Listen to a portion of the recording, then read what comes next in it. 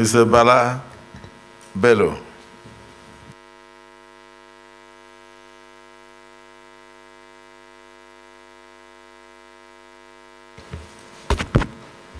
Your Excellency, the President of the 10th Senate, distinguished Senator Godswill Obot Akpabio, Your Excellency, the Deputy Senate President of the 10th Senate, Senator Jibrin Barau, distinguished members of the 10th Senate, and of course, special recognition to the distinguished senators from Taraba State, Senator Shuaibulau, Taraba North, here present, Senator Excellency Haruna Manu, present in spirit, as well as Senator Jim Kuda of Taraba South, also present in spirit.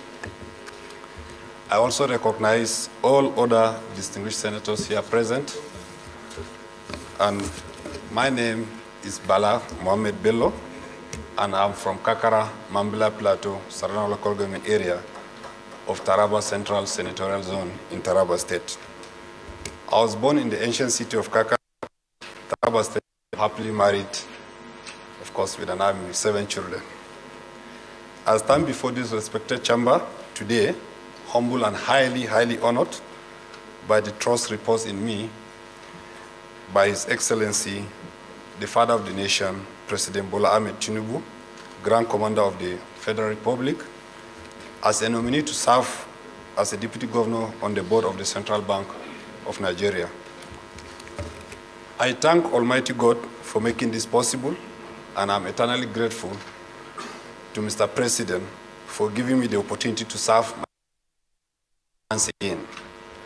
This is indeed a testimony to what we've done in the past, as I've been called by 2 different.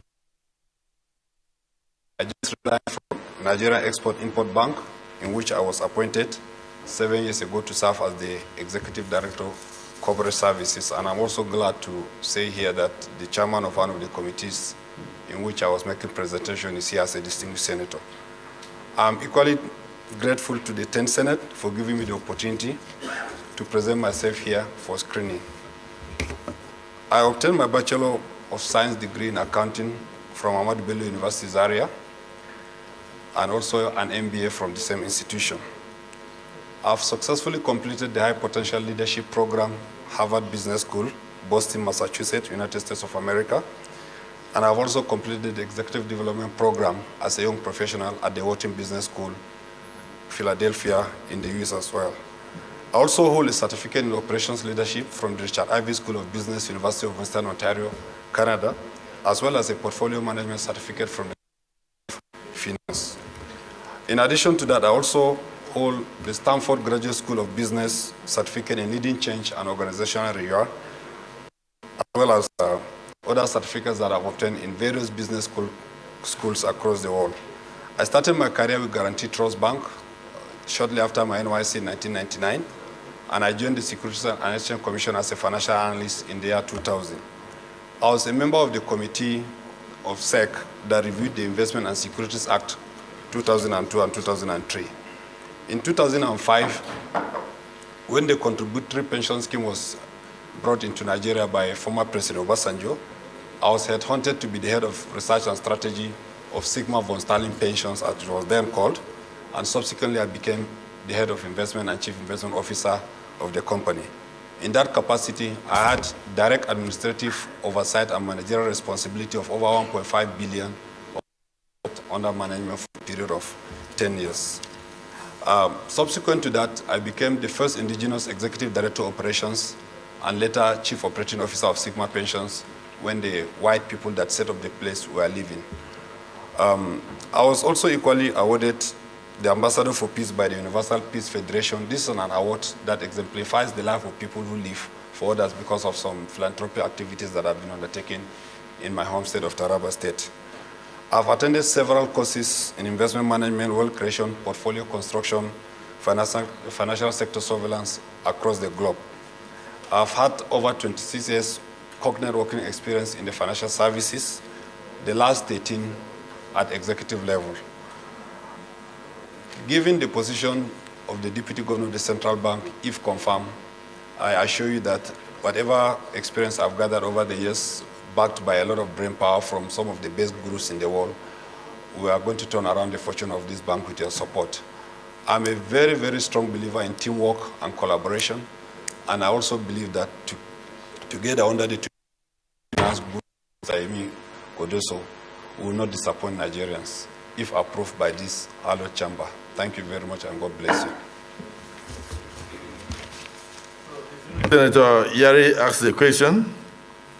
I will invite distinguished Senator Izunaso. Please give them plain sheets, jot down the questions so we can answer in phases. Senator Izunaso, you have the floor. Thank you, Mr. President of the Senate, sitting as chair, and my distinguished colleagues. My name is Senator Osita Izunaso. I represent Imo West. The question goes to all the nominees. I'm worried about some of the breaches of the CBN Act by previous administrations of CBN. I would like us to look at Section 49, Sub 1 of the CBN Act that empowers the CBN account to be audited and the auditors so appointed under Section 6. Well, you will agree with me that Section 49, Sub 2 further states that the Auditor General of the Federation shall examine the records of the CBN account. And thereafter, Section 50 says that such account shall now be transmitted to the National Assembly and to the President within 2 months of the close of the financial year. Why is it that this has not been the case? Because assuming that this has been happening, a lot of issues would have been settled even before now. Question number 2. The CBN Act, also in Section 2, Sub D, is clear about the functions of CBN as it relates to and capital market operation. How come the activities of CBN is only most times dealing with money market, relegating the capital market that you know that is the benchmark of any economy? I would like you to look at this. I have a third question. Mr. President, okay, I've been asked to stop at 2. Thank you.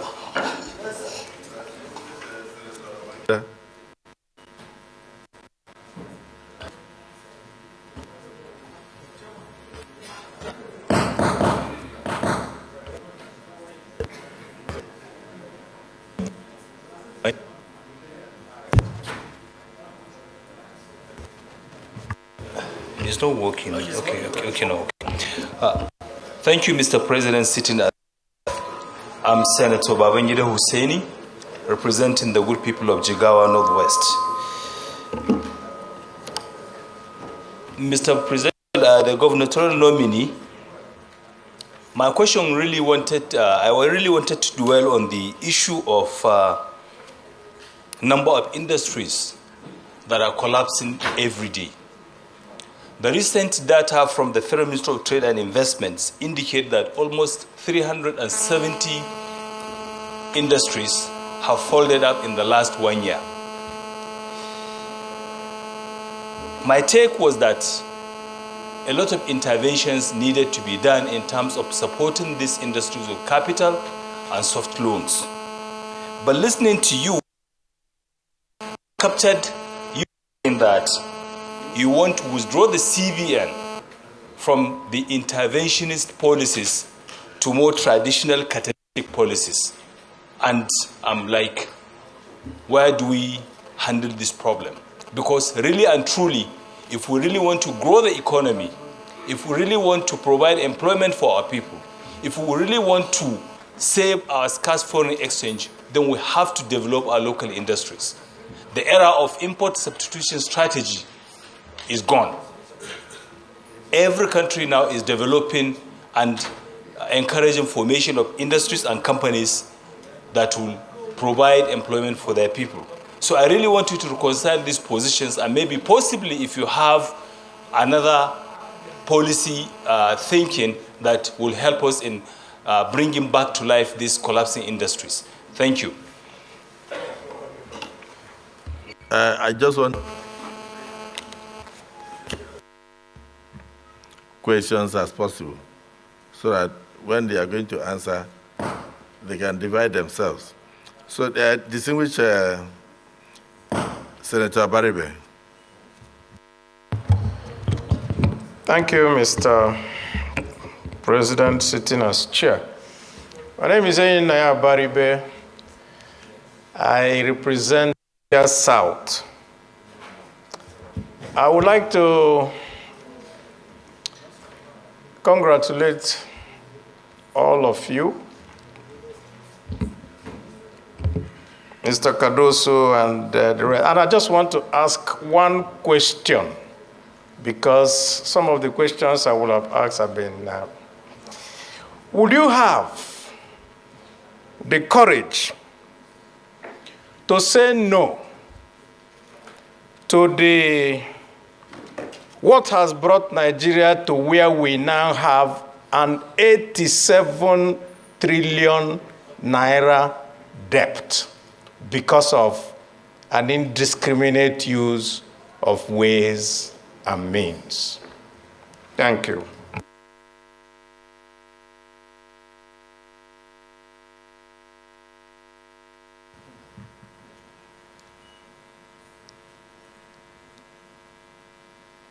Distinguished Senator Ifeanyi Ubah. Thank you, Mr. President. I'm Senator Ifeanyi Ubah, Anambra South, and may I congratulate you for this noble task you are about to go into. Mr. President, we have looked at their CVs, and no one needs to ask questions much on the CVs and the compliance, but the most important thing, Mr. President, the CBN governor, I want, if this house confirms you, I want you to be a listening governor, because from practicality, you find some technocrat or some people in the system that can help you. Looking at our economy today, everybody that is into on CBN for France. But I also think that if we're able to put 5 modular refineries in the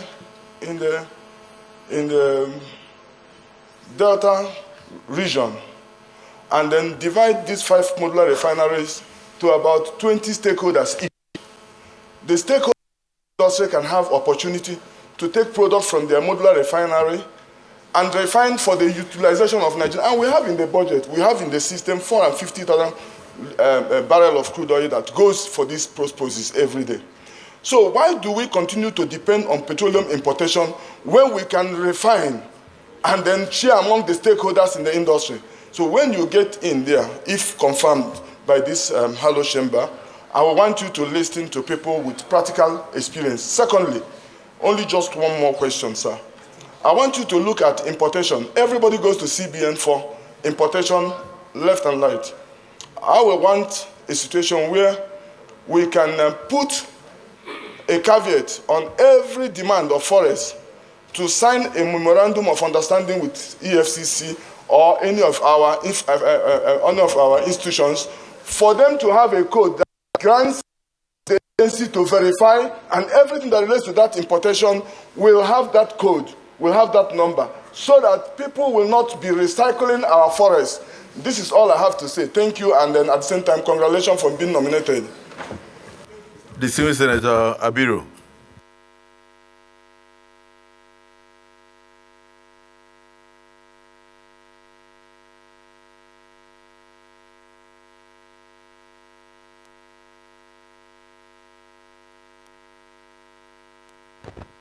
Okay, so distinguished Senator Orji, His Excellency, go ahead.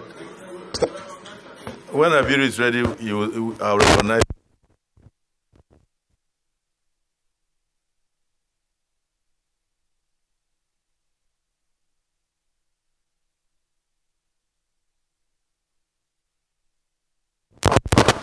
And my name is Adetokunbo Abiru, Senator representing Lagos East Senatorial District. First and foremost, let me congratulate all the nominees, including starting from the governor of the CBN that is undergoing screening, and all his other colleagues, the deputies, governors, nominees. For me, this is really very exciting, more particularly because all of them, in one way or the other, we belong to the same profession. And I'm very, very encouraged and impressed with the kind of CVs they've all paraded. I am very convinced that we have a new set of leadership of the CBN that we'll be very proud of, and will have the capacity to handle the job at hand. From the CV, you can see that they are all accomplished their respective rights. I'm going to go there, sir.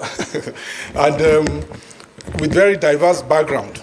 But I must in particular, without any bias, recognize Mr. Yemi Cardoso, being an indigene of Lagos, and would like to thank. I'm going to ask questions. Exactly. With due respect, sir. I'm the chairman of the banking committee. Like somebody said, not me. Okay, so I'll go to the question. So thank you very much. I must thank His Excellency, the President, for this caliber of nominees that we have. But speaking to the questions, I think that the acting CBN governor that we are screening right now has actually laid down the context of the questions, and it shows how prepared they are for this assignment. Because I listened carefully to him when he was trying to give a breakdown of the current challenges of the CBN as they see it today. And so my questions will be around what you presented. Now, the first question I would like to ask will have to do around the governance that you mentioned. I think we're at a point where, we need to restore the dignity and the confidence around the CBN. So I would like to know, in clear terms, how do you want to go about the professionalism and the accountability of the CBN, in restoring the dignity the dignity of the institution? That is one. You also mentioned price stability. And my question around price stability, that is speaking about interest rate, inflation, and exchange rate. And the fact that you are also very conversant with the aspiration of the economic agenda of the new leadership of the country in achieving a 1 trillion GDP in the next 8 years. So my question then is, how are you going, what kind of mechanism are you going to put in place that will deal with all the distortions that we have in all of these price stability indices today as we are, so that we can begin to see the growth that we desire in this country? And lastly, I'll speak on financial system stability. You also mentioned the current state of the financial system stability of... Please, can I take this one, sir? Okay, just permit me to take this. Please, I plead. Can I just take this? Please, so on financial system stability, we have AMCON, which came about by the crisis that we experienced in 2008. Now, but unfortunately, AMCON will appear to just still be lingering. It came into being, if I recollect, maybe 2010. For a period of 10 years, this is almost 13 years after, we don't know when we are going to see the end of AMCON. Bringing this up because part of what we have today that we need to start planning ahead for. We have had COVID-19. We also are still on the Ukraine-Russian war. The impact, they have also an impact on our own system here. Even the reforms that we have currently in the country today, you know, the first area where you're the sector where you see the stress of all of these kind of challenges is in the financial system. Now, AMCON is still hanging. Look, we have down the line, we probably can see potential crisis. So what will be the plans around the financial system stability that you are going to put in place? Thank you very much. Well, despite the long education, you finally ask the question. But if I understand you so that we can let our viewers at home really get the import of what you're asking, you are saying that it is very clear now that the Nigerian economy is in a very worrisome situation. And you are saying that with our local currency at an all-time low since 1960, where the naira, where the dollar is now exchanging at 1,000 naira to a dollar. 1,000 naira to $1. When there was a time when the naira was stronger than the dollar, that it was at a time 70 cents to 1 naira. But today we are talking about 1,000 naira to a dollar. So you're asking the CBN governor and his team, what quick wins, what quick measures they're going to put in place to stop the slide, the helpless slide of the naira? Because I don't think the naira can help itself as it is falling. What will they do in the immediate, short-term, long-term, and in fact, in the short-term interim measure, what would they do to stop the slide of the naira? So I think that is what we were trying to say before you came down to the fact that AMCON has existed. It was supposed to be a child of necessity for an emergency situation, but it has now turned around to be a standing committee. You understand? And so what measures will you put in place to bring an end to AMCON, if I understand what you are saying, so we don't end up suffering from the effect of the what we are putting as a short-term measure? Countries in the world never use such short-term measure up to 10 years. So I think he's noting what you are saying. He's still going to have the boldness to bring AMCON to an end as soon as possible, and then he will give us a time frame. Distinguished Senator Ojo Zakalo. Thank you, Mr. President. My name is Oji Ozokalo. I represent Abia North. Mr. President, I want to first congratulate the nominee. And my own would not be really questioned.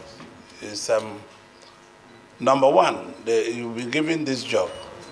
And I know you are very capable because I just told Senator Abiri that I cannot see any other capable man at this time with his team to do this job. I know almost everybody there individually. They have the best education, they have the best training, and all the rest. So my questions are, now the manufacturers are suffering. Manufacturing capability in Nigeria, the capacity utilization has gone very down. The emolument of our workers have gone very down. The transportation costs have gone very down. And the exchange rate is climbing every day.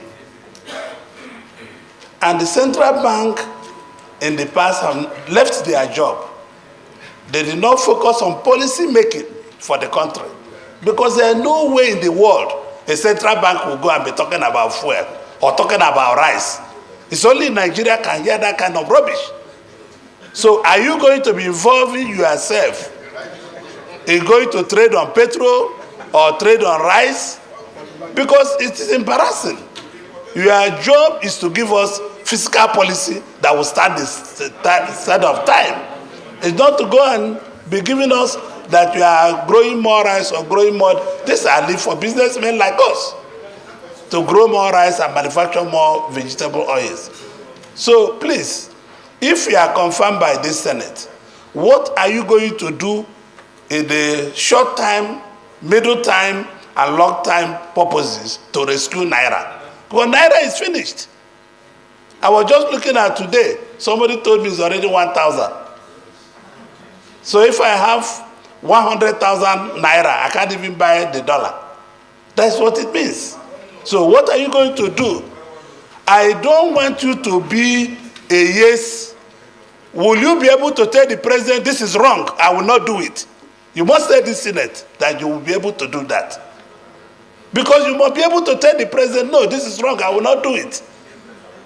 I would rather resign than to do this. We are in Nigeria. Nigerian people must have value for governance. Please, I want you to tell the Senate through the Senate president. Thank you very much. He is a very good guy. I know your capability. I've known you since I wasn't even a governor. I banked with you in all the banks where you work. Most of you, I bank with you people. And I know you're a very honest man. Will that honesty produce for you to tell President Tinubu, no, sir, I will not be able to do this one, is wrong. This is what I want you to carry in your mind. Please. The Senior Senator Ojus Okalu, you can see the anger you are expressing. You are expressing the anger on behalf of your colleagues, of the Nigerian. And it's the belief of many Nigerians that if the immediate past management did not resign, they would have started importing toilet paper.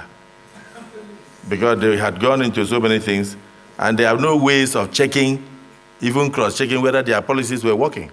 Anchor borrowers program debt, cement manufacturing debt, rise for all, the debt, NISAL program into Nigeria's debt, fertilizer importation, and everything, all sorts of things. So at the end, they were sitting down there while the Naira was falling and falling and falling and falling, and no solution. So we just want you to rush. And what is the name of that meeting you normally have to give PEC? Is it the MP? Yeah, we want you to go and hold MPC, even on either Madrid, so that you can help Nigeria. That's the simple truth. That's why we are making this sacrifice. That's why we are making this sacrifice. It's a very serious situation.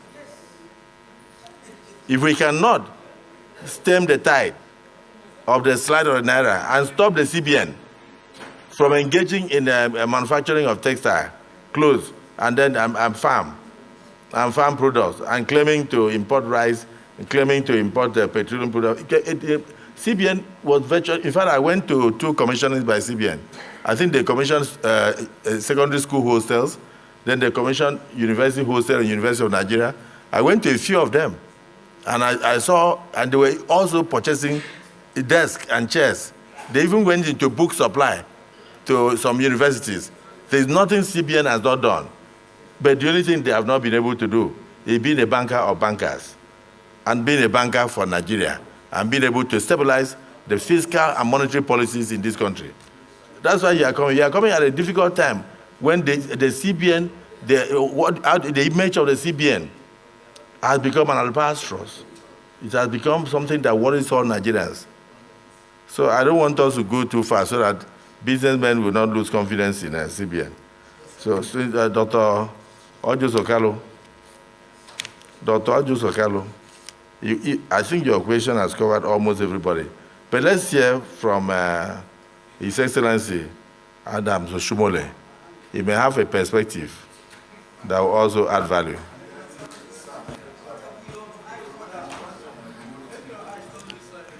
I will. And my distinguished colleagues, thank you for this privilege to meet those who manage our central bank.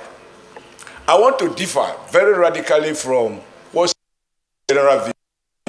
My view is I am suspicious of people whose main background come from commercial banking, because central banking is about policy.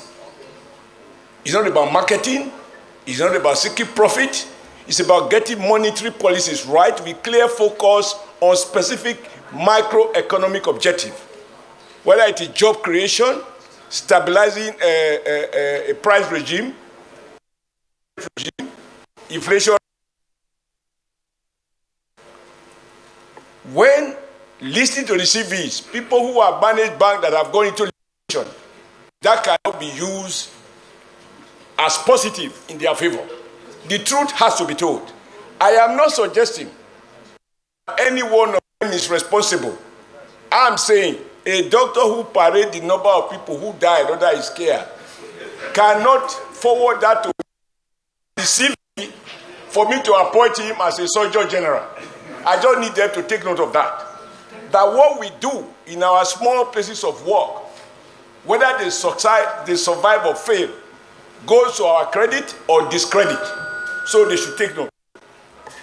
However, sir, I think at the heart of our problem, and I need their views on this, is that the immediate past management of the bank emphasized economy. But in the real world of macroeconomic management, every agency rub off on another agency.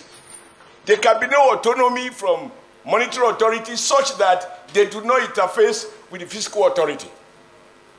And even these two, in my view, if they do not relate with the Ministry of Trade and Commerce, because the challenge we deal with now is, at least to everybody here, everybody seems to have submitted completely to the so-called market forces and rely on the invisible hands of Adam Smith to regulate and determine the value of the naira. It is now clear, after Babangida started this devaluation, that the naira, the market forces can never stabilize the naira. The state must intervene. Interest rate cannot be at 20%, 25%, and you are expecting the manufacturing sector to grow that require long-term investment, or investment require long-term gestation period, borrowing at 20%. Even if you are a drug dealer, you will find that those dealing with drug in some other part of Latin America will be more competitive. So I think that there is need for a complete thinking outside the box. When the West celebrate our free market, no control are more suspicious.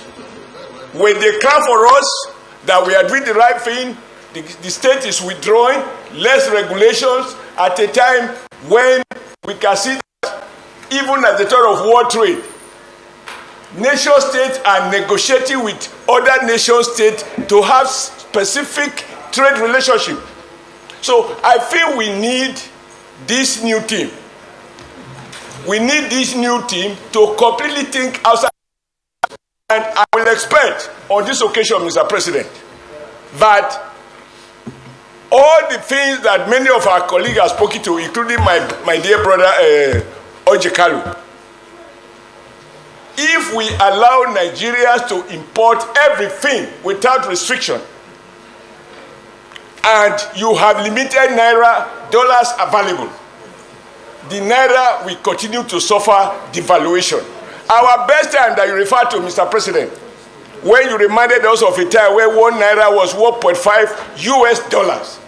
I was a very proud worker in the Texas factory.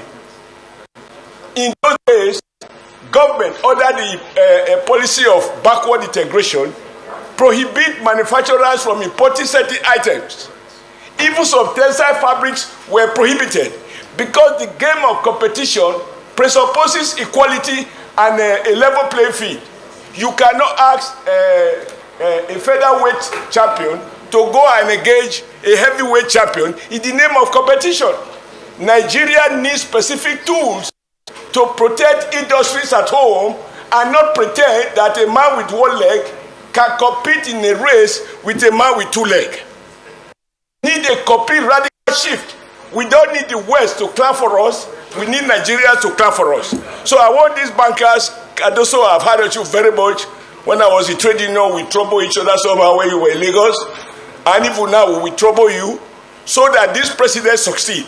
We need to keep interrogating our assumptions and ensure that we are not copying Washington, all this international finance capital. It is their interest. There is no such thing as common interest. So, Mr. President, I thank you for allowing me to talk this much, because if this president is going to deliver on the renewed hope, it must devise new tools away from invisible market to visible hands that can be held responsible and accountable for our collective future. Thank you, sir. Thank Senator Adams Oshimole for the lecture. even though we're expecting questions. I must say that I identify myself with you. And since you did not ask any question, Central Governor, will you have the integrity, the steadfastness, and the courage when politicians come to you to join presidential race and display posters, even as a sitting CBN governor in political conventions? Yes. Will you rush to display your profile electronically at political conventions while sitting as a governor? And because politicians have told you you have enough money in central bank to do it, will you forget the fact that the money in central bank is not for you and not for politics? Did you hear what I said? Will you have the courage to resist the temptation to listen to politicians and then throw your hat into the ring and still go back to the office and sit as central bank governor? Will you rush to sabotage election in Nigeria by going for new notes? 2 days to election, when no country in the world changes new notes under 1 year. You do your own in 14 days or 11 days in order to see how you can sabotage election in Nigeria. The minority leader, you say something, then the Deputy Senate President will cap it up, and then they will answer those line of questions. We can come back to the second round. Thank you, Mr. President. Mr. President, distinguished colleagues, my question from what Senator Ojikalu asked, and then what Senator Adams Oshomole just said, sir. The value of our naira is nothing to write home about. Completely, I think, if I may be wrong, I may be right, the lowest in the whole world. If that is the case, this monetary policy of floating the naira as a short-term measure, can it be reversed? Perhaps that will help the value of the naira, because like Adams Oshomole said, the naira is a very weak currency. And you are bringing a policy that you allow it to go and compete so that market forces will determine the strength of the naira. And already it is a very weak currency. Can we reverse that as a short-term measure to improving the economy? Is it possible? Secondly, just tell us what strong economic monetary policies you will put on ground to help, grow the economy, or to help develop the economy, or to help salvage the economy from total collapse. Thank you. Colleagues, after the Deputy Senate President, they will answer those first round of questions. Then we can now give opportunity to a few colleagues to ask the last round. Yes.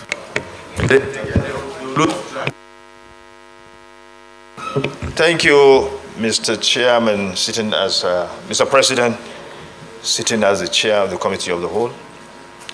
First of all, let me congratulate the nominees and also commend Mr. President for nominating them, particularly the youth among them, Mohammed Tijo, Bala, and also MM. These are young men and women that have been given the chance to help to serve this country. The fact that you are qualified is not in doubt. Acting Governor Caruso, we all know about your exploits in Lagos, your pedigree, sound pedigree, and you are well qualified. You are all qualified. There's no doubt about that. But I just want to ask one question for the sake of the bank itself. As we speak, the former governor has been persecuted. for infractions committed when he held sway as the governor of the Nigerian Central Bank. And, well, he's being investigated. If he's not prosecuted, he's being investigated prior to prosecution. Obviously, because of infractions committed when he held sway. This infraction could not have been possible if the internal control mechanism of the bank was working very well. I have no doubt. I know you will do what is desired of you. How will you ensure that the internal control of the bank is strengthened in a way that such infractions will never occur again? Not only that, even our commercial banks, how are you going to make sure that their internal control mechanism will be up and running in order to ensure stability in our financial system? Thank you. The floor is yours. After this set of answers, make them as short and concise as possible. Then we can give more colleagues opportunity to ask the last set of questions.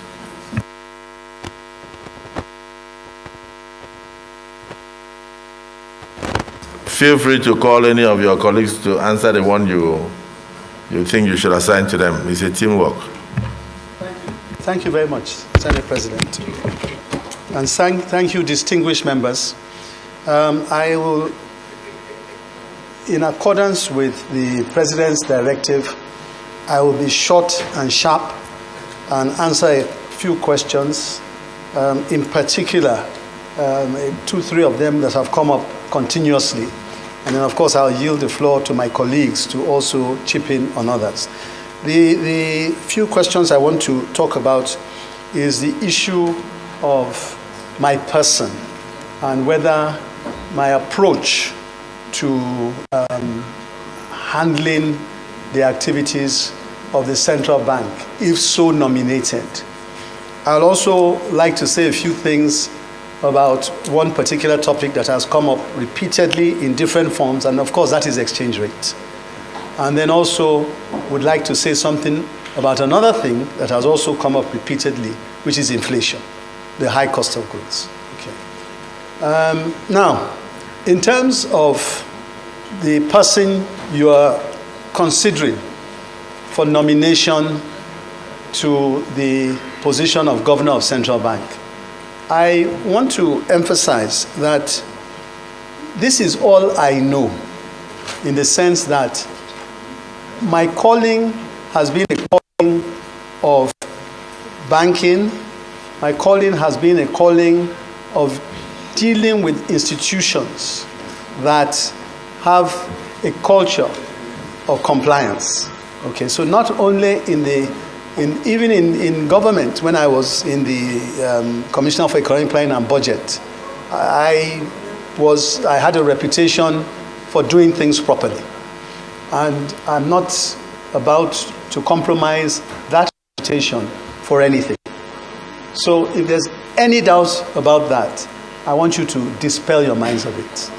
I am absolutely not prepared, and I have no intention of compromising that. Then, on the issue of foreign exchange rate, which everybody's been talking about, and naturally is very worrisome to everybody, very, very worrisome.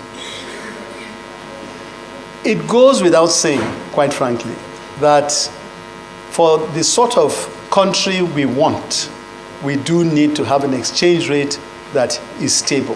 For a country that we all dream of, we need to have an exchange rate that is stable.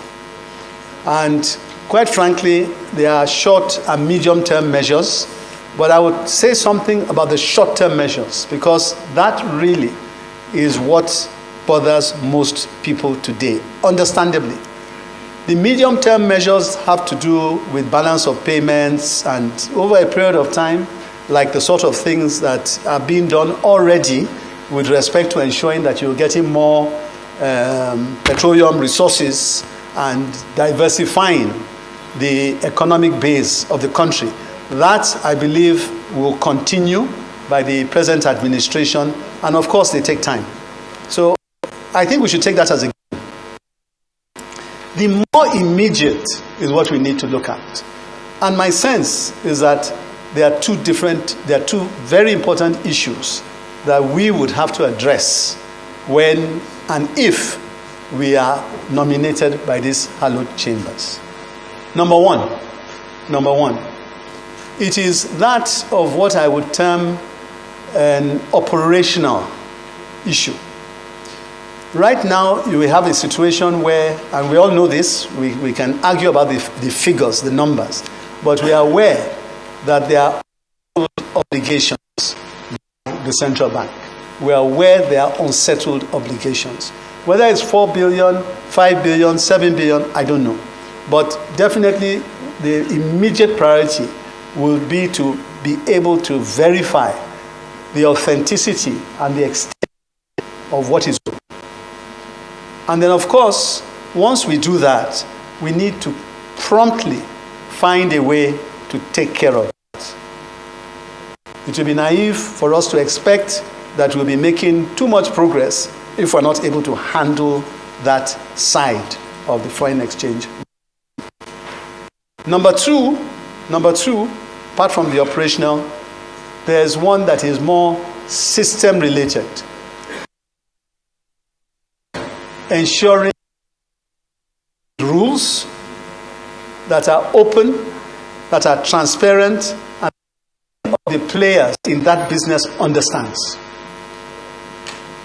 We cannot reasonably expect serious foreign investors, portfolio investors, foreign direct investors, and now we're talking about short term, please. We cannot expect that those players who generally have an impact on your markets will do so if you do not have an open, transparent system that everybody understands and can rely on, and that is not subject to one day it is one way and the other day, the next day, you review without any notice. In setting up those guidelines, one will obviously carry relevant stakeholders along, and the comment was made earlier that be ready to engage people and to hear views. And that will obviously be one of the major objectives, to be able to get stakeholders together, understand where things are, and promptly, very quickly, come up with a strategy and a game plan that is well known to each other and then to everybody, and then it. So I believe that with those two things, though they may seem simple, but they are far less. Those two immediate steps that we'll take will go a long way to ease the restrictions we're having right now in terms of people wanting to come in. Those that want to do business in Nigeria, they want to see that the coast is clear, to hold on to their money. So that's something that I want to share with you, so that you understand that the short-term measures are ones that will be very, very important to us, myself and the team. Getting is something we will address right away. Now, how soon that will be done, and matter, but I know that the impact will be such that we'll be able to have greater liquidity coming into the market, and the loss of the seeming withholding of confidence will come back in. So I thought I should mention that. Then, on the issue of inflation and the issue of cost of goods, another one that quite frankly should be worrying to anybody. And as members of these hallowed chambers, I know that you all see your various constituents regularly, and you'll be hearing a lot of complaints. Again, there are longer term measures, there are medium term measures, and I believe that some of those measures are being taken already at the fiscal side to at least rein home a lot of the things that had happened in the past. You look at the removal of oil subsidy, you look at the tightening up on payments being made on taxes and a whole host of other areas. But in the short term, I want to explain that a couple of things will be very important to us. And I'm answering this question, I think I'll be answering one or two others. When you look at the dimension of inflation, just very quickly, the jury is out as to what the real components of inflation are. The jury is out. We certainly will be going to evidence-based monetary policies. Evidence-based policies. We shall not be making decisions based on a whim. There will be need to significantly revamp the infrastructure in the central bank with respect to data and to ensure that our data and gathering capacity is significantly enhanced so that we can make decisions based on proper data. That's your inflation. Inflation and the issue of price of goods, as I said, the jury is out. Some people will say it's structural. Some people will say it's money supply. But let us say it's a combination of both. If indeed it is inflation, food inflation, we know what to do. We need to ramp up production of food. That's a given. We have to ramp up production of food. And that's an effort that the fiscal side will tackle and is tackling, and we would collaborate with them to ensure that that happens. If it is energy, we know the challenges of energy. That if you are importing things into the country which have an energy component, you automatically are importing inflation, okay, in some sort.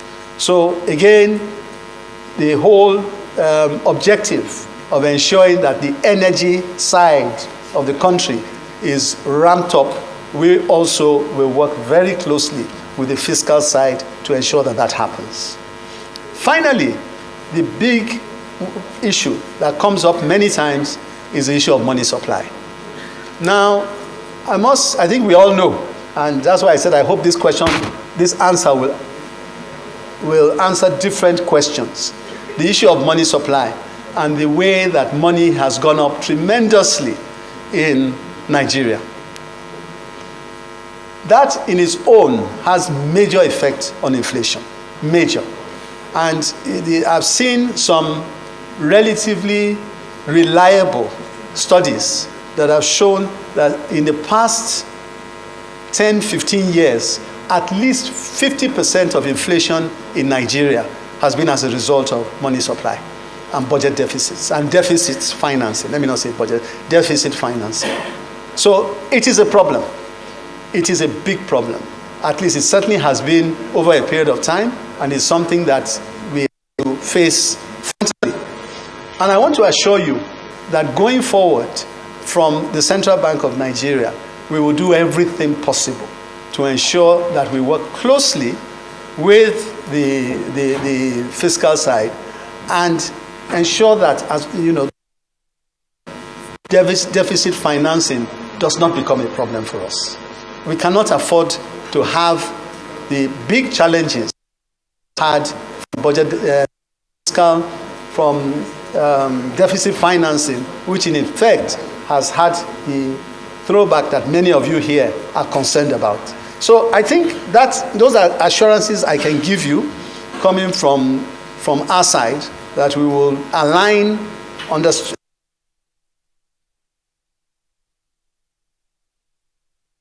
collaborative working relationship and ensure that things do not get overheated or even get heated at all, because my view is that at this point in time we cannot afford these kinds of excesses that we had in the past. So I hope that answers that question. Then there's the issue of internal control of the bank. My answer is one. I believe that the central bank, under our watch, but to embrace a culture of compliance. A culture of compliance. And that goes for even the acts that we're talking about, because the question was asked, why is it that the 2007 Act was in place and yet people, breached it as they liked. We won't have that during our administration. We are not going to tolerate such. So we will not wait for oversight to come and tell us what to do. We will ensure that by the time the system is passing through us, we catch it and we deal with it. And we will have zero tolerance for abuse of compliance. That is a cultural shift, a change in mindset, but we will make sure it happens. We will definitely make sure it happens. And I also want to emphasize that one of those key mechanisms for oversight involves members of these hallowed chambers, where we recognize the fact that we have to work closely with these hallowed chambers to ensure that we deliver on compliance. We recognize that, and we will do that. We are clear as to what the Act says. We are clear as to how we need to visit the House and share the things we are doing, and we will do so, because now that there's a reset in the Senate, or we propose to have a reset in the central bank, we are hoping and we are appealing also to the members of these hallowed chambers to work with us, and we'll ensure that every 6 months, from what I gather, there has to be consultation, discussions with the Senate. Whatever the 2007 Act says, we need to comply with it. And that is the reason why I personally believe that that document is quite a strong, robust document. I feel that what has lacked there has been the issue of implementation and compliance. Fine, there may be rooms to talk about certain areas here and there. Yeah, and maybe it's a good enough time, although I think that the bigger issue, rather than looking at the document, is to ensure, okay, let us test this, see how the culture of compliance takes root in the central bank. So with those, I think I would like to yield over to my colleagues to take a stab at one or two other issues that have been raised. Thank you.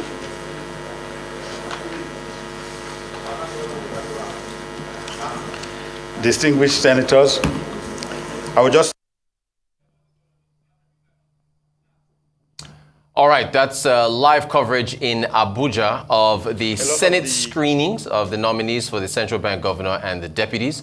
We've just heard from Dr. Olayemi Cardoso, speaking on a range of issues, answering a myriad of questions, or doing his best to summarize his answers to answer a number of questions from the Senate, which of course include how to address inflation in Nigeria, which he says is a combination of high, well, I think he said extreme levels of money supply, which he said over the last 10 years have, become increased in Nigeria. And, well, he says the jury is still out in terms of what's imported into the country, imported inflation, in terms of the energy components of certain imports, and a number of other factors. He also said that there's going to have to be a mind shift, a cultural shift, in terms of compliance in the central bank, to make sure that compliance is adhered to in terms of what the regulator is going to be metering out to participants in the financial system. And of course, he also mentioned the issue of the exchange rate, which has to be addressed. So he has yielded the floor to his deputies that are also going to be answering a number of questions from the Senate, which of course we heard a very entertaining question. Central bank's job is to drive the policies, control inflation, and exchange rates. He talked about the big elephant in the room with the exchange rates being balance of payments. But I even feel that what we do today with the support of this Senate and the executive arm, that is the Ministry of Finance, we can bring that forward even to the near term. Take export, for example. Any one of us traveling to London today, go to any of the British supermarkets. You will see bananas from Ghana, corn from Kenya. Not export us because we shoot ourselves in the foot. Every produce we get, before we get to the port, they'll keep it in the port for 2 weeks. Therefore, you can no longer export it. And once you export, what do you get? You get foreign exchange inflows.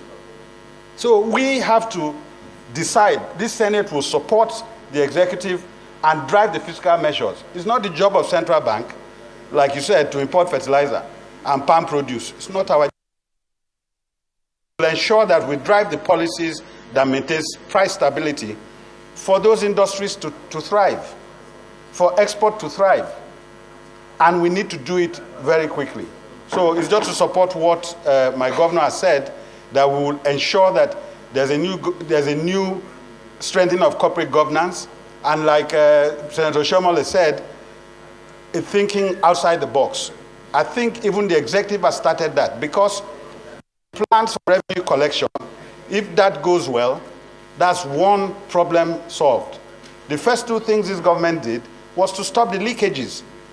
The subsidy and the unification of the exchange rate, very important to stop leakages, but it's causing a lot of pain.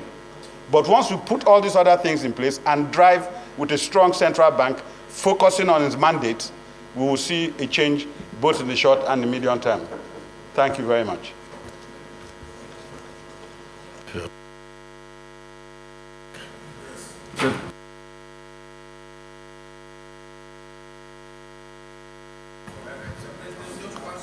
Let me just thank my colleagues and then point out that these people are new. They are just coming to inherit a very deep hole. All we can ask them is to think out of the box and bring new initiatives to try to stabilize the Naira, stabilize the economy, and see how they can fill the trillions of outstanding indebtedness. The incoming CBN governor pointed out that we were spending money based on just printing, that no revenue was coming. We're not actually making money. We're spending money. He also said that we have already outstanding billions owed in foreign exchange by the central bank. So even if we make money now, the result may not show immediately because of the outstanding debts that we have to pay. I hope I understood you. So that is almost like a caveat. You are trying to give us advance warning that we should not expect immediate miracle, but that with compliance to regulation and the laws, that definitely you will turn things around. I think I got you in that direction. In other words, you are renewing the hope of Nigerians that things are going to be turned around for the better. The Deputy Senate President pointed out that there were lots and lots of infractions which possibly led to all the investigations that are going on today. I do know that if we keep you here, more questions will come. Because every person here would like to ask a question. But I know that you will only answer based on your previous knowledge.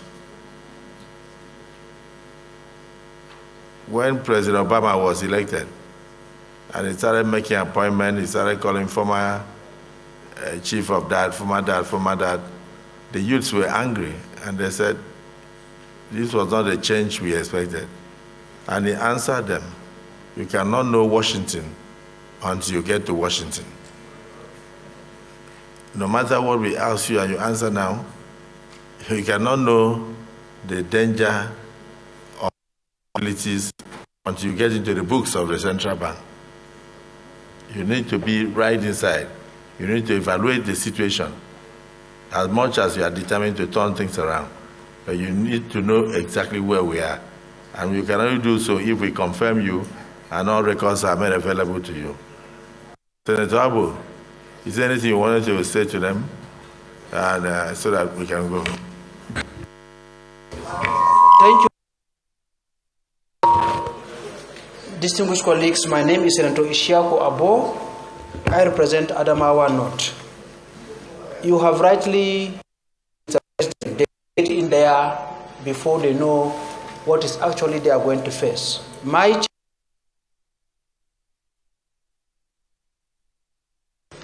The Central Bank of Nigeria published financial statements and audit report of the Central Bank of Nigeria.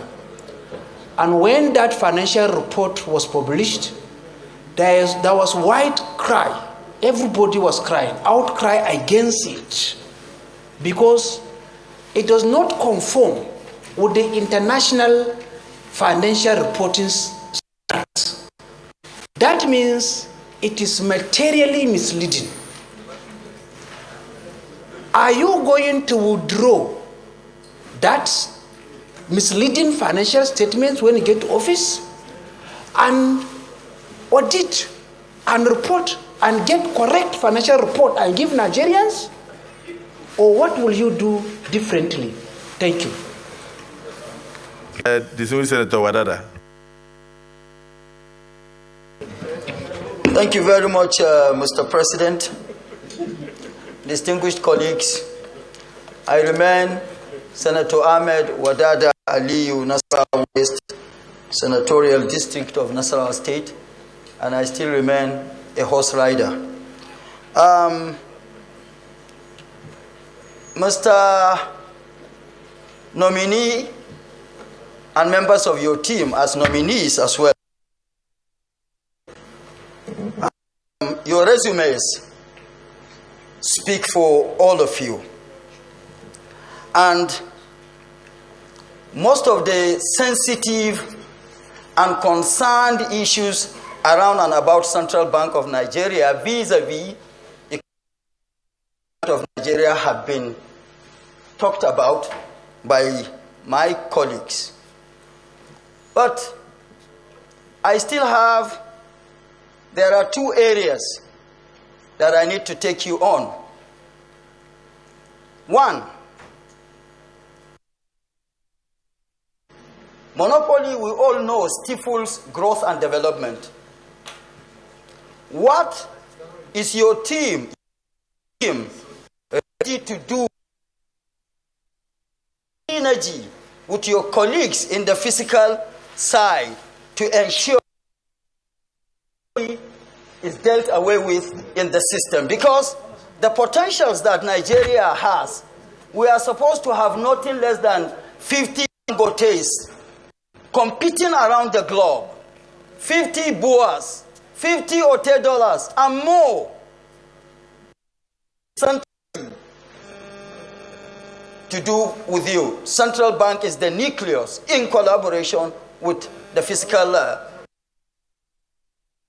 of the economy. The second question I have for you is that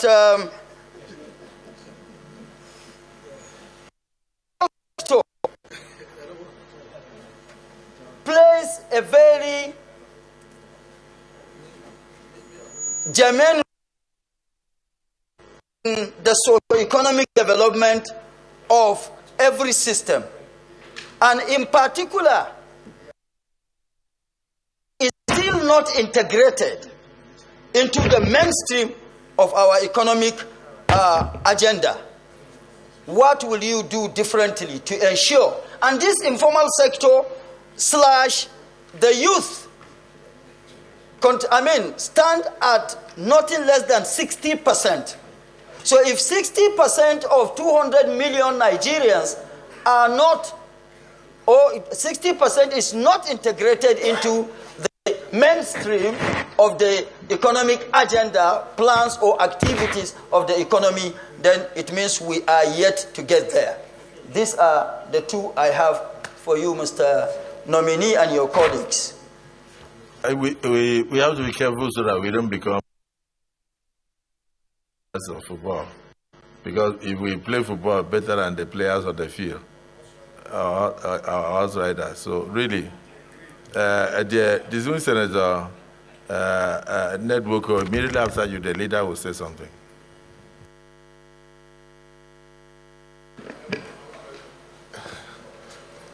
Thank you, Chairman, and my colleagues. I'm going to focus slightly on areas that we have not heard others talk about. I am concerned about new colonialism in Africa. I am concerned about continuously having our foreign reserves in those countries that are determining what happens in Nigeria. We have foreign reserves in America. Most of the French colonies or colonized countries have foreign reserves in France.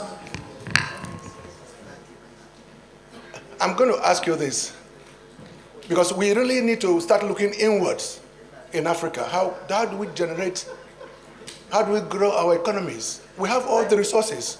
We have all that we need to make a difference in the world. But until we stop relying on huge foreign, we are not going to achieve that. So I'm going to ask, will you be willing to consider returning our foreign reserves to Nigeria, for instance, and allow our commercial banks to manage the foreign reserves? That is one question.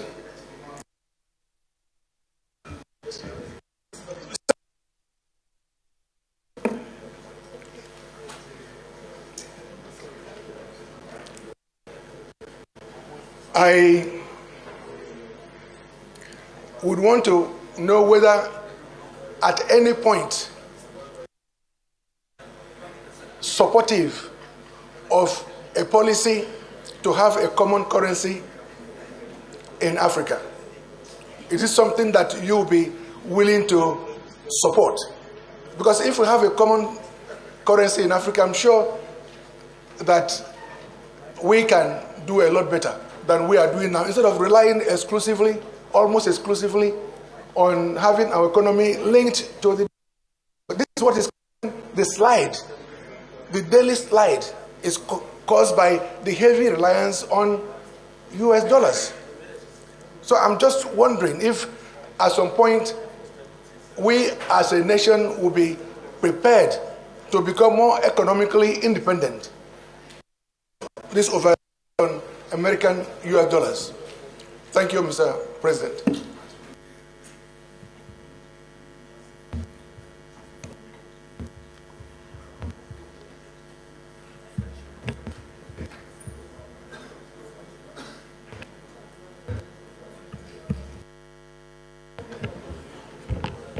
Distinguished colleagues, my name is Oyewumi Olalere, representing us. I join the previous speakers in congratulating the nominees.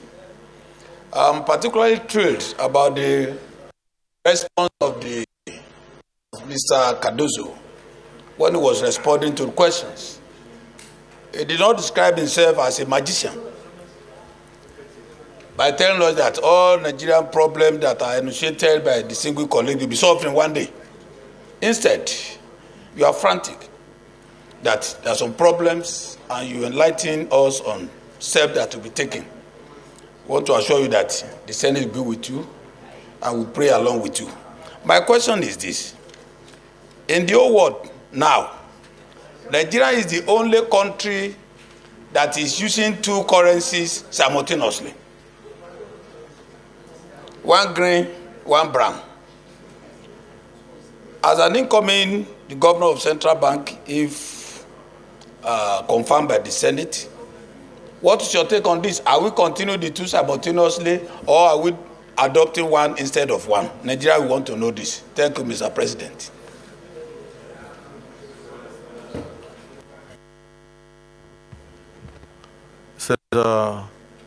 Ositangu.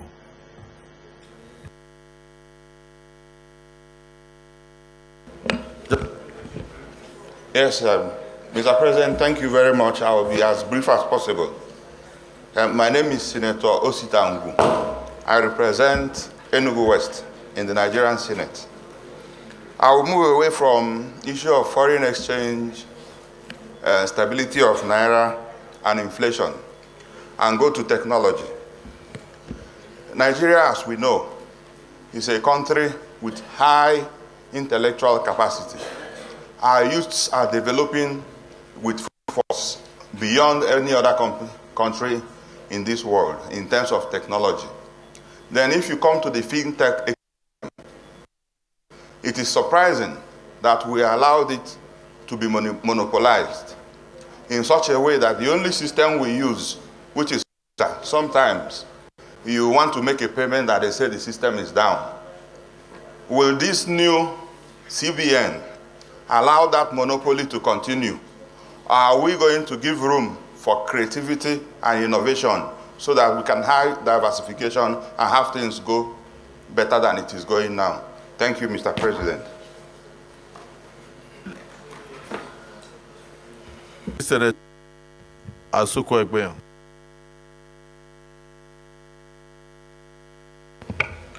Thank you, Mr. President. Distinguished ladies and gentlemen, my name is Asuko Ekpeyon, Senator representing Cross River South. I would like to say on record that I've perused the CVs of the nominees here present, and I feel that based on their professional capacity, that they are up to the job. I personally know two nominees, Mohamed Abdullahi Sani and M.M. Musoro, and these are first-class brains, and I believe that there will be an advantage to the monetary policy of Nigeria. Mr. President, distinguished ladies and gentlemen, I think we agree that over the couple of hours in these hollow chambers, they have acquitted themselves very honorably. I think we can to answer the last round of questions that have been asked and possibly consider them for clearance. Thank you very much, Your Excellency. Distinguished Senator Jimoh Ibrahim. We expected, and I think the Senate President has laid emphasis on this, that a lot is expected for the future.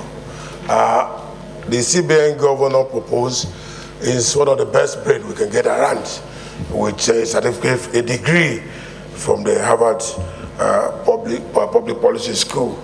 And I must really congratulate all of you. Now my question is this, so that I can wait. I don't waste time. Now you are going to manage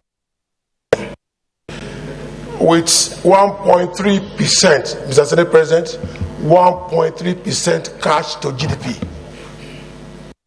1% cash to GDP. I don't know what kind of economic policy you are going to advise our lovely president. And why are you afraid of loan?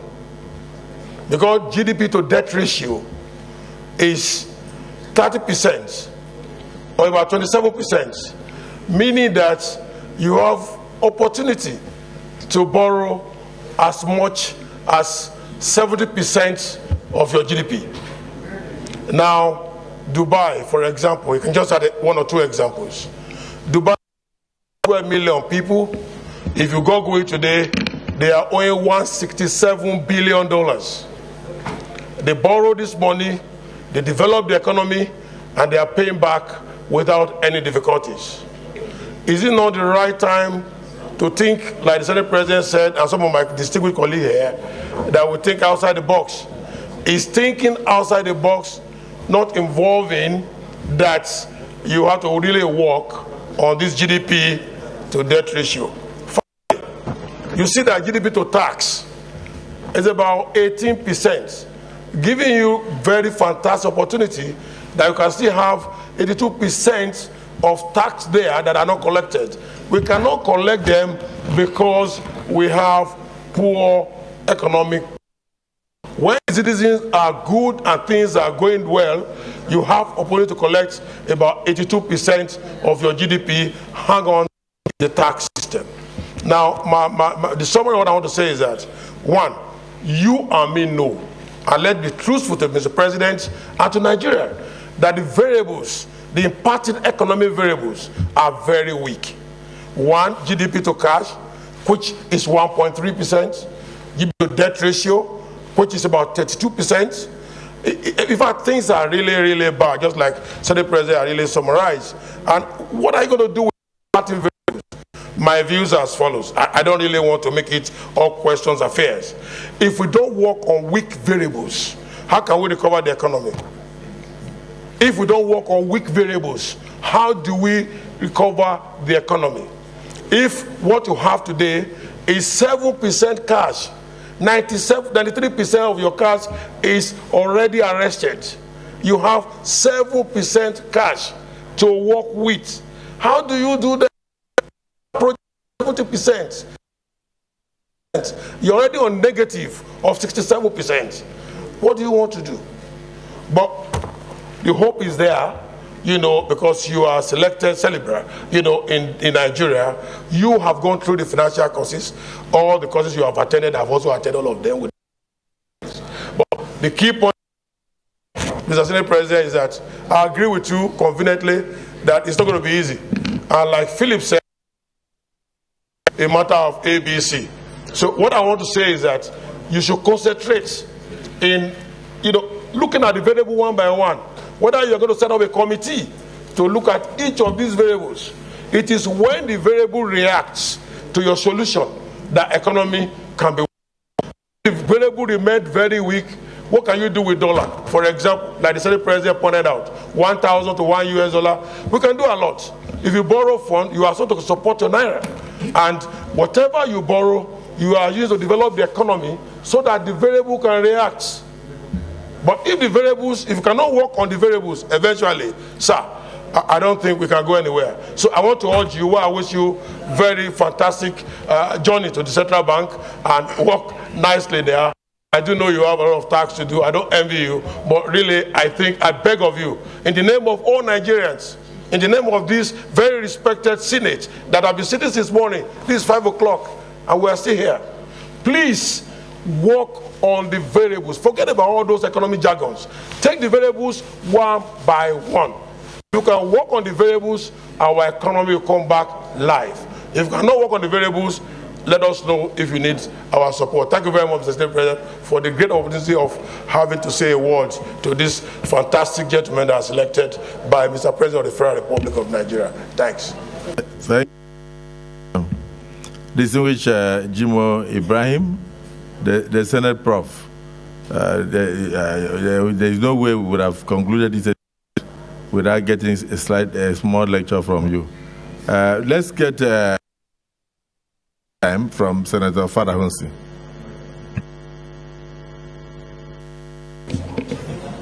Mr. Chairman, distinguished colleagues, I congratulate the nominees, and particularly my brother from Brazil, Brazilian origin. My questions are two. One on this anchor borrower that the last regime has pushed out, particularly meant for the farmers, only for the fund to land in building estates. How do we recover this so that at least we can have some fund to fund this projects? How do you track them down? Then number two, you have inflation of 24.7% for now, which is almost at par with that of Ghana. Without bringing this thing down, you know we are not going anywhere. Finally, our currency has just become that of Uganda under Idi Amin Dada, just paper. If you don't give the currency serious backing, we are going to have problems. the agencies and the ministries, particularly those ones that are in charge of revenue, they are bound to transfer all the revenue generated into the CBN. But you see that there are some banks that are hijackers when these funds are moving to CBN. How do you stop this? Because we could see all of them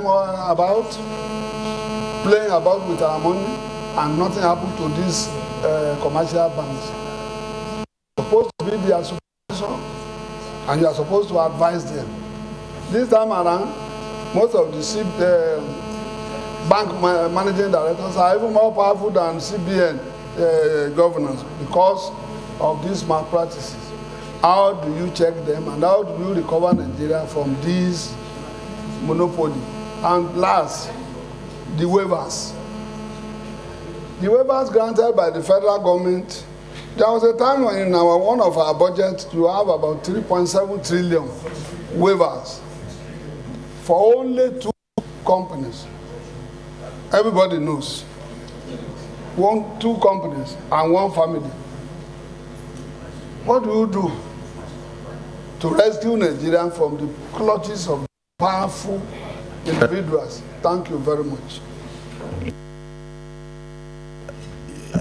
If I understand you, you are saying that only 2 companies enjoyed waiver of up to 6 trillion in Nigeria. Well, Shehu Buba, you want to confirm that? Mr. President, distinguished colleagues, my name is Senator Shehu Buba, representing good people of Bauchi South. Mr. President, I'm not going to confirm that, but I have simple 2 questions to the nominees. First of all, I want to congratulate the nominees, the governor and his deputies. My question goes like this, straight. Mr. Nominees, if CBN, Central Bank of Nigeria, owes JP Morgan's 700 billion and Goldman Sachs 500 million USD, while 6.3 billion is owed as foreign currency, what is Nigerian real external reserve? Secondly, if the reserve is below the known 33 billion USD, what will your administration do as CBN governor to bolster Nigerian foreign exchange reserves, and equally do to bring transparency and accountability in the Apex Banks system to avoid the pitfalls of lack of clarity and accountability? Thank you, sir.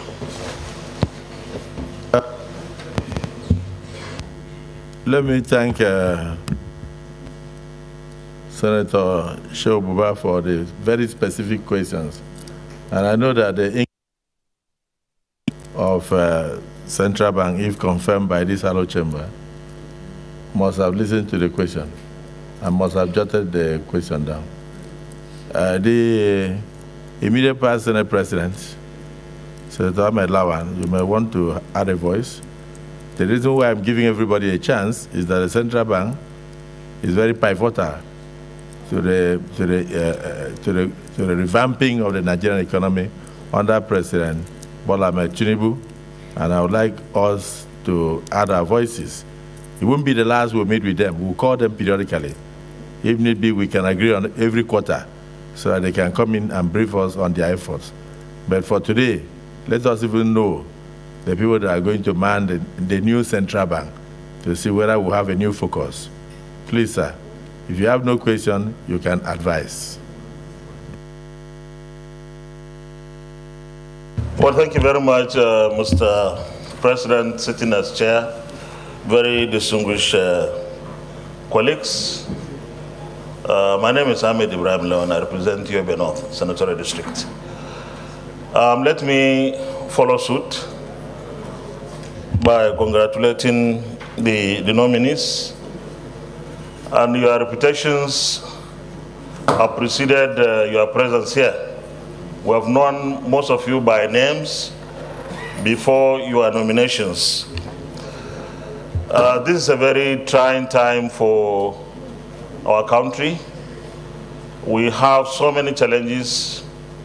Of course, the economic challenge is apparently the most worrisome.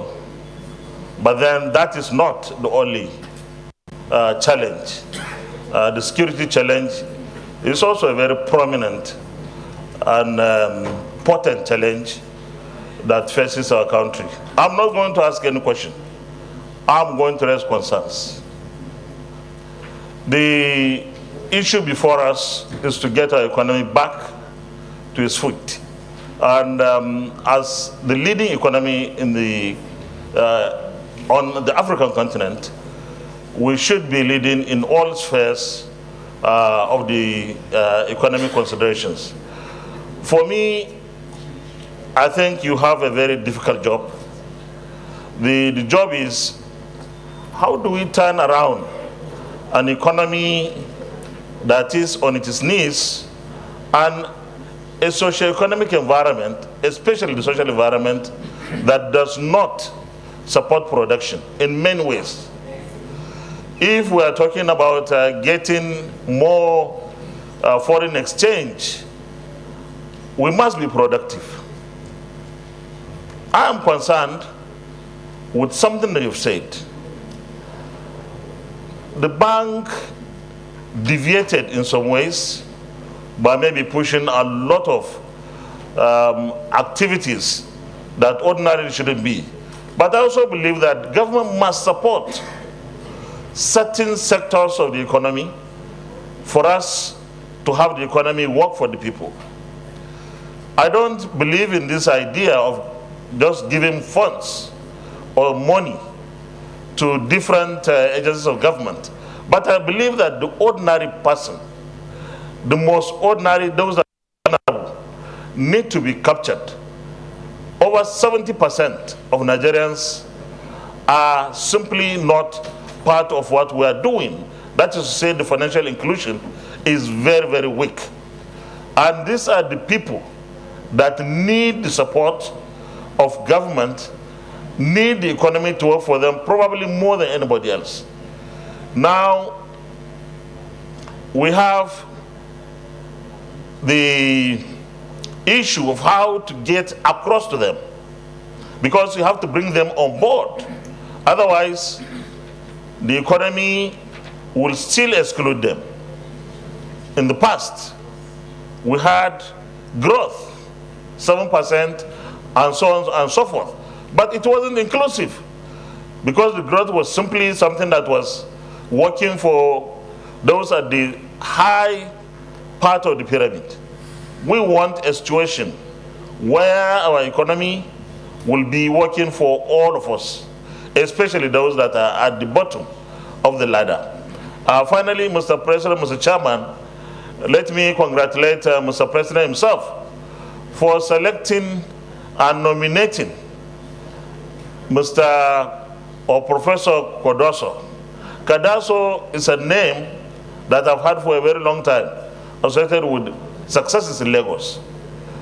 The other people, nominees, are nominees that are supposed to help him. But I think those that are supposed to help them are us. We are the ones to help them, because we have to ensure that we work with them very closely. We had not much engagement with CBN in the past. I think from day one, we are supposed to have an engagement process that will ensure that either on quarterly basis or whatever it is, we must have learned from our experience of the past that we need to be on board what is happening to the economy. And I want to assure you, if we keep our oversight very closely with this set of people, our economy will start to experience an improvement. But I believe that the security aspect of our life needs to be addressed. Otherwise, it will be marching on the same spot. That's for the privilege.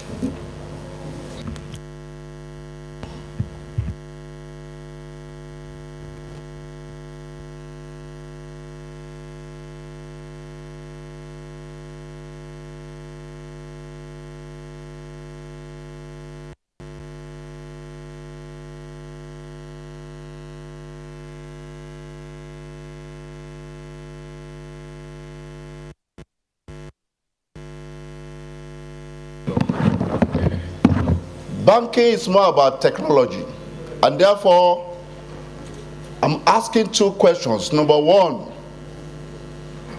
a number of banks in Nigeria run foreign software, meaning that the licensing is in dollars, the annual recurring cost is in dollars, whereas their local capacities to develop banking software, not only for the purpose of saving our foreign currencies, even for national security and the stability of financial system. So my first question is, this team, what will you be doing to ensure that we domesticate the technology, the software in particular, that run our banking system? Number two, also related to that, is the increasing incidence of cyber crimes, cyber frauds. Customers are losing money. Financial systems, financial institutions are also losing money on an increasing basis. I think your team, this new team, will also have to look closely to ensure that we do not undermine the confidence in the financial system or even the drive towards technology with increasing loss of money by customer and financial institutions. And I'll sit down with a third question, a very small one. Our fintech, one area Nigerians have demonstrated capacity is in financial technology space. Our fintechs are not only operating in Nigeria, they are operating outside the shores of Nigeria, and we know a lot of them. However, Nigeria is not taking full benefits of these efforts, of these initiatives, because a lot of them are legally domiciled outside the country, meaning that even their revenue in dollars are not recorded as part of the inflow into the country. It's also one area that I think the new CBN governor and his team will have to look at, so that as we develop the fintech, we also take the full benefit of their efforts and their foray into other countries to have an impact on the economy, particularly our foreign exchange. Thank you, Mr. Chairman, for allowing me to ask these questions. The Distinguished Senator Mustafa Saliu. Your Excellency, the Senate President, my name is Saliu Mustafa, representing Kwara Central. Mr. Nominee and other fellow nominees, I want to come from the angle of customer protection. Most of us are victims of some of the incidentals that happen within the banking system. And when you complain to the bank, you don't get any result. As the supervisory or the banker of bankers, I will want you to take more attention or pay more attention in customer protection.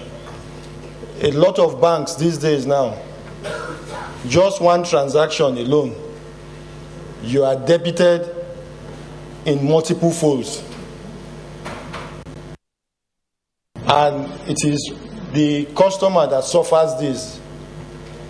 If you bank in other climes in the world, if you do one transaction, you will not receive the kind of debit alert you receive here. They will debit you in over, just for one transaction, you will receive up to 4 or 5 different debits. So I will please want you to pay attention to that. Then also, lastly, in the money supply, I think the growth in the last 5 years, we were about 24 trillion. Now, as of today, we're talking about 64 trillion, which has driven pressure, it has mounted pressure on both the Naira and the FX. Please, you will have to look into this for us. Thank you very much.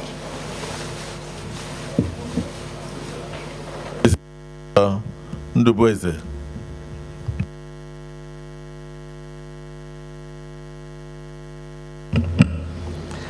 Thank you, Mr. President, sitting as chair. My question is coming from the side of discipline, judging from what happened in the recent past with the CBN.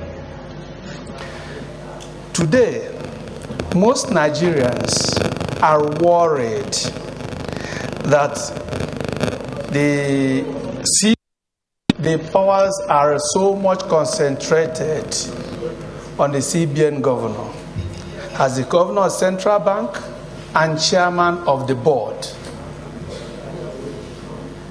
I want to understand what would be the idea of our brothers who are appointed to take care of our economy that is badly devastated. What's their view in separating the chairman of the board from the CBN governor? You watch also that the recent past, the governor, maybe because they were the chairman and the governor at the same time,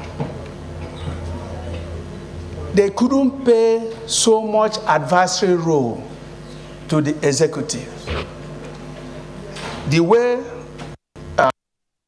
dollar will be sold at a very, very reduced rate and they resold at a very high cost, I think it's part of the problems we have in the present economy we're operating. That's one. Okay. How do they also establish a little side of independency that will enable them advise the government, and that will help to reduce the recklessness in our financial system? Thank you. Let me stop there. Distinguished Senator Mwebwe.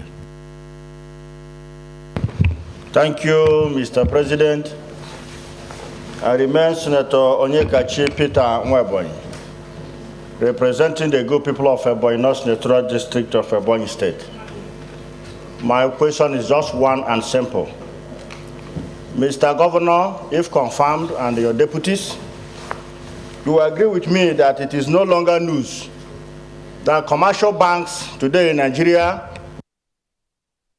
our pauper citizens, to unnecessary charges in the name of maintenance charges. What plan have you to stop this or regulate same if allowed by law? Thank you.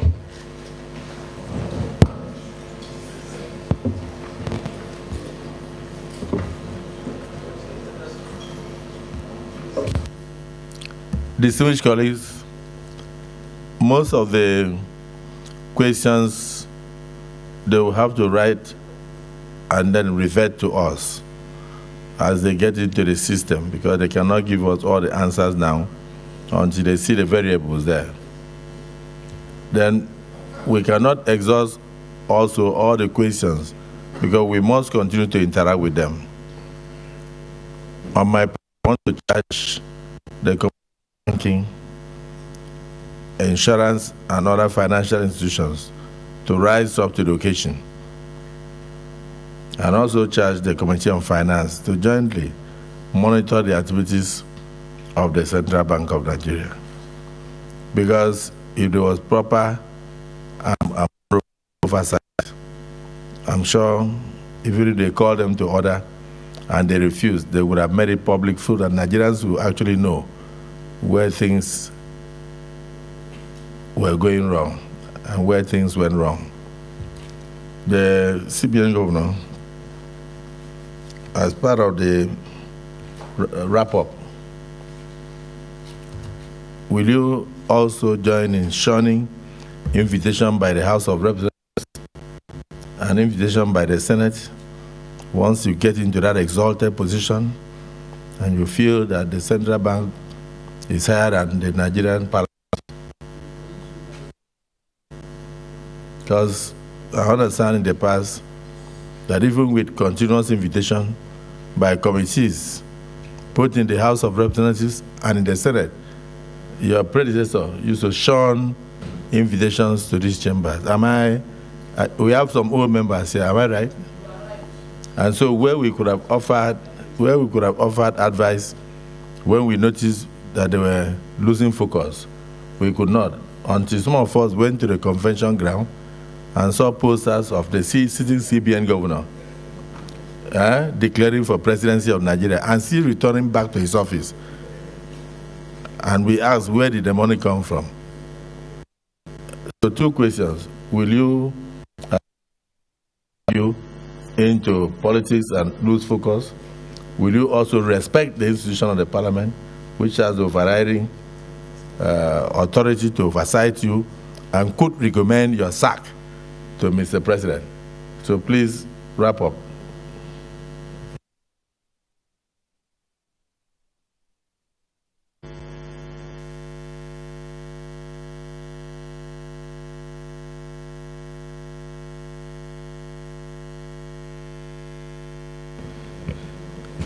Mr. President, distinguished senators, to take a few of the questions before he wraps up.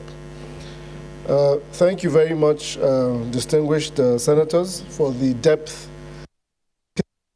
questions that we've received.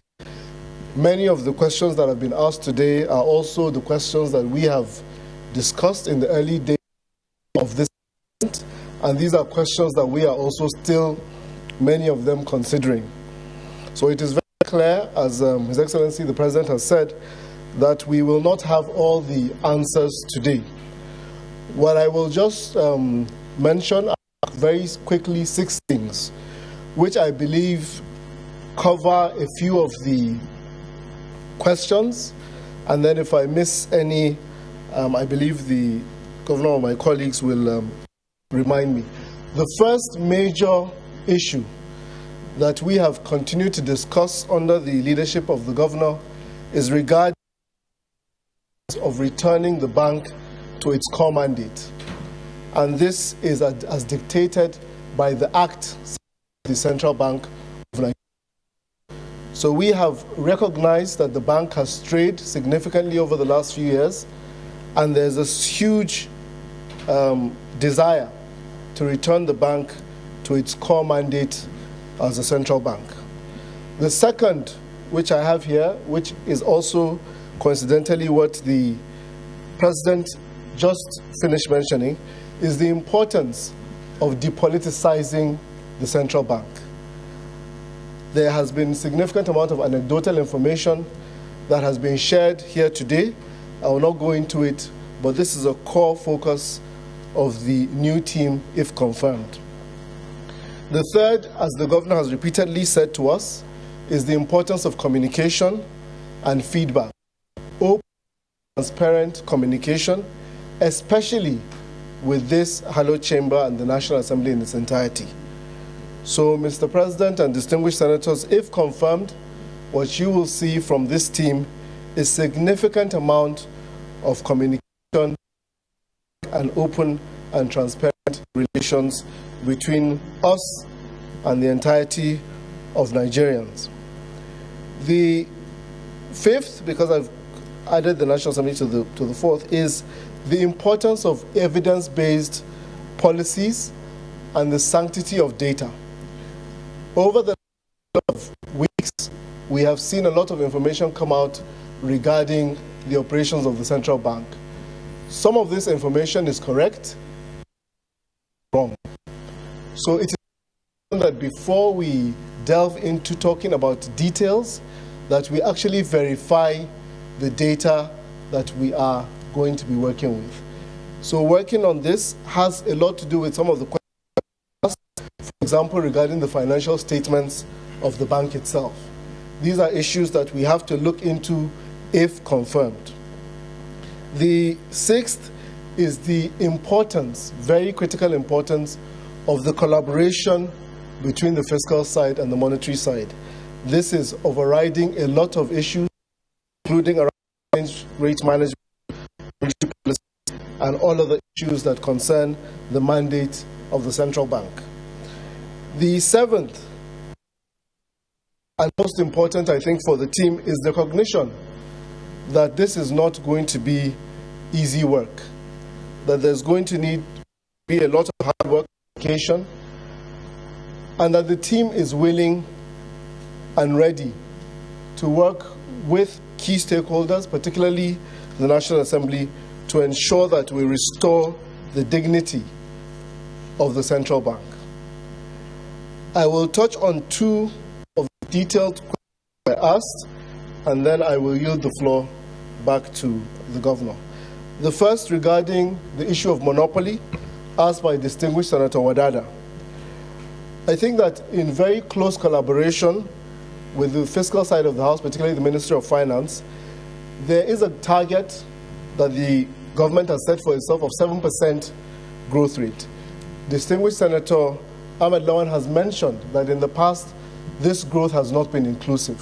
I think that it's very critical that in terms of that collaboration, that this growth doesn't just create one or two more languages or $10, as you've mentioned, but plenty and in an inclusive manner. So 7% growth rate will allow us over a 10-year period, 8-year period, to double the economy based on the mathematical rule of 7. On the informal sector, I think this is a very, very important conversation. And in fact, if you look at the size of the economy, many, many experts believe that the economy is grossly understated because we are not really considering the size, structure, function of the informal economy. So we need to look at this very closely, together with other actors, the National Bureau of Statistics, and other players in the economy, to ensure that what we're doing is, as much as possible, going to be widespread to most Nigerians.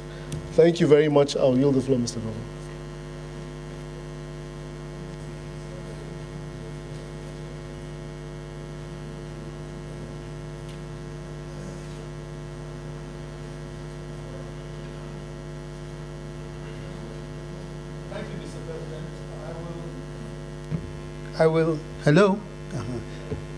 I will try and quickly address some of the questions that have been raised that haven't been answered, and then those that we can't, like Mr. President has suggested, we have taken note and we will respond accordingly. As he has said, we are new to we've not really set our feet in the central bank, so we need to collect the data and know exactly. Now, one of them again, and I believe it was asked by Mr. President himself, and it was a question as to, one, whether I will allow myself to be hijacked by politicians, and two, whether the CBN under my watch will disobey orders to come. Now, number one, with respect to the hijacking by politicians, I said something earlier. Emphasize this. It is important that we who are being considered for these positions today understand that this is a position of trust. It's a position of great trust. And with that goes the huge responsibility to meet up to that trust. And I know that a lot of time and effort was gone into choosing the particular people who are standing here for nomination today. I know that. And as far as I am concerned, under my leadership, I will not be hijacked. The idea is to ensure that we do what is right, when it is right, and how it is right. We've seen what the effects of not doing things right have been, and Mr. President spoke about that earlier today. We've seen that, and we do not intend for that to be repeated. Secondly, on the issue of not obeying CBN's, I beg your pardon, of not obeying the hallowed chambers' requests for conversations. Frankly, I have absolutely no doubt that that has got to be part of the engagement that has been spoken about earlier. And apart from that, it is actually in the law. The law specifies that such dialogue should take place twice a year. And as I said, with the resetting of the central bank, sure that we do not run foul of the law. So I don't want anybody to feel that we would knowingly disobey the law. We would not. In fact, knowingly or unknowingly, we realize that it is our duty to ensure that we obey the law. And it goes back to the issue of culture of compliance. Culture of compliance. We are going to ingrain a culture of compliance within the central bank. There will be zero tolerance for not complying with orders. And I can assure you that that tone will be fully set from the top.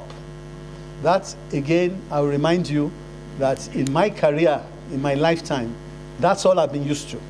I've been used to doing things properly, and I've been used to obeying rules and regulations as they've been carefully thought out and they've been and have been implemented. Another question that came out was the issue of the chairman of the central bank holding both roles of chairman and CEO together, and whether this was the appropriate thing to do or whether it should be reconsidered. Now, my perspective on that, quite frankly, is as follows. Number one,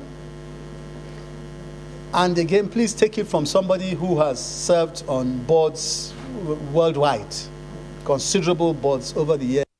I've had a amount of high-level corporate governance experience. I think that a lot depends on the people that are selected to come on boards. Very important. And we will ensure that we get the best people to join us on those boards. This should not be a mere academic exercise. We will look for the best people who can offer the right advice, who have the right qualifications, who can contribute selflessly, and who themselves can say no.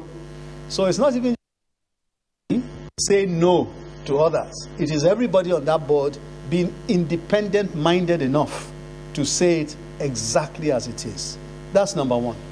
Number two is that this particular issue that has been raised, I'm aware, is global practice. If you go to the United States and you go to England and many parts of Europe, I don't know the other, but I certainly know in the UK, that is what obtains. And to the best of my knowledge, it works well, largely with the view that it's an attempt to maintain the independence of that particular very important entity. And let's not fool ourselves. The issue here is that we are building an institution. We're building an institution back to what we know it has been. And when we talk about central bank infraction here, corporate governance didn't work, this didn't work, I want to tell you that from my perspective, there are people within the central bank, much as the institution itself may have had its own issues, but there are people who have seen it being what it truly was. There are people there who have served for decades and have seen that institution what it really was at its peak.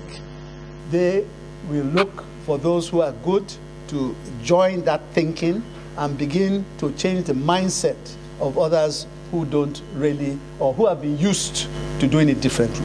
So it's a crusade, and I'm very certain that we will survive on that crusade and we'll be successful, because the future of Nigeria rests on it. I believe very strongly that some very, very critical decisions have been taken already that is taking Nigeria in the right direction. It is now our own duty to validate on those very, very important initiatives that nobody has been able to do before. Nobody has been able to do before.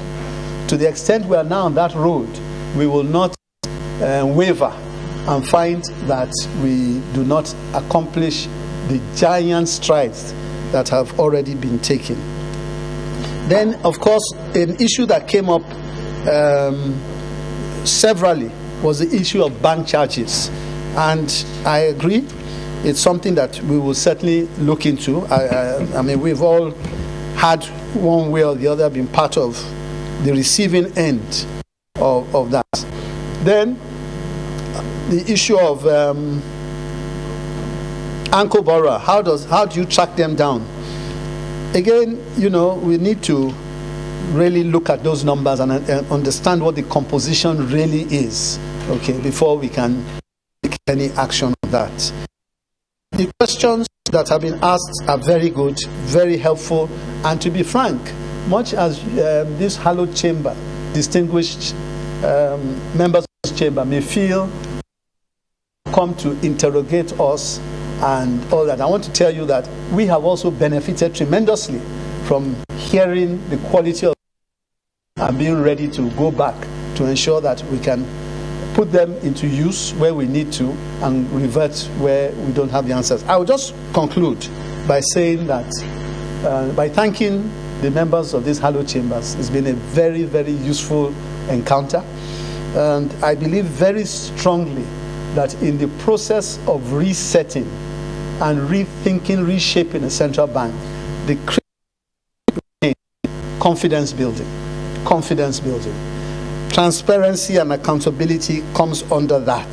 To be able to build that confidence that many people here spoke about when you spoke about the fact that Naira was going down, you're concerned about the value of the Naira, and I tried to explain that. And once we can build confidence back through good corporate governance, culture of compliance, I'm certain that we are headed in the right direction, and the pains that many Nigerians have felt over the years in due course will be something of the past. Thank you very much.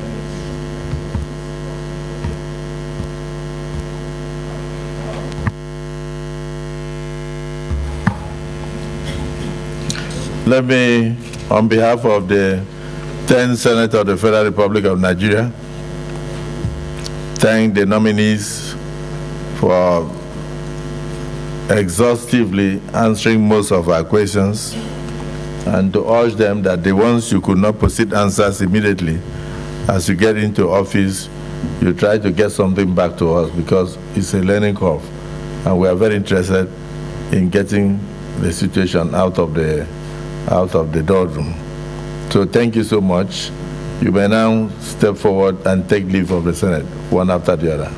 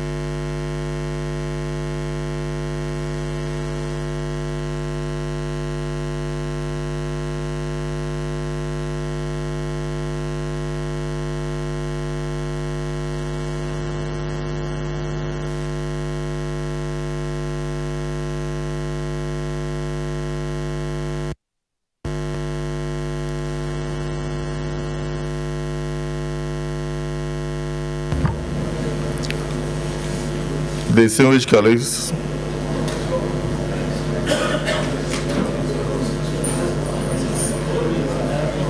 having concluded the screening exercise, I want to put the question. The Senate nomination of Mr. Olayemi Cardoso for appointment as Governor of the Central Bank of Nigeria. Those and those against say nay. The ayes have it.